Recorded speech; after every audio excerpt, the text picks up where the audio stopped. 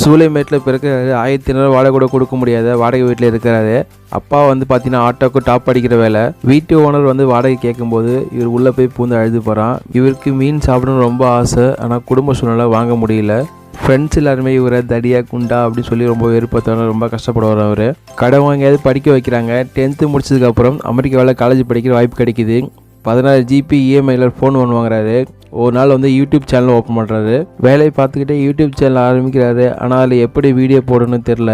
ஆனால் இவருக்கு சின்ன வயசுலேருந்து நல்லா மீன் சாப்பிட்ணுன்னு ஆசை. ஸோ அந்த ஆசையை தொழிலாக பண்ணுறாரு. வேலை செய்கிற இடத்துல இவர் உடம்பை வைத்து கிண்டல் பண்ணுறாங்க, தடியாக இருக்க குண்டா இருக்க சொல்கிறாரு. அப்போ வேலையை விட்டு நிற்கிறாரு. அதுக்கப்புறம் பார்த்தீங்கன்னா ஃபுல் டைமாக யூடியூப் சேனல் பண்ணுறாரு.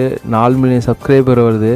ஒரு நாள் சாப்பிட்றதுக்கே கஷ்டப்பட்டார். இப்போ வந்து பார்த்தீங்கன்னா எல்லா ஹோட்டலையும் இங்கே வந்து சாப்பிடுங்க, இங்கே வந்து சாப்பிடுங்கன்னு சொல்கிற அளவுக்கு வளர்ந்து வந்தார்.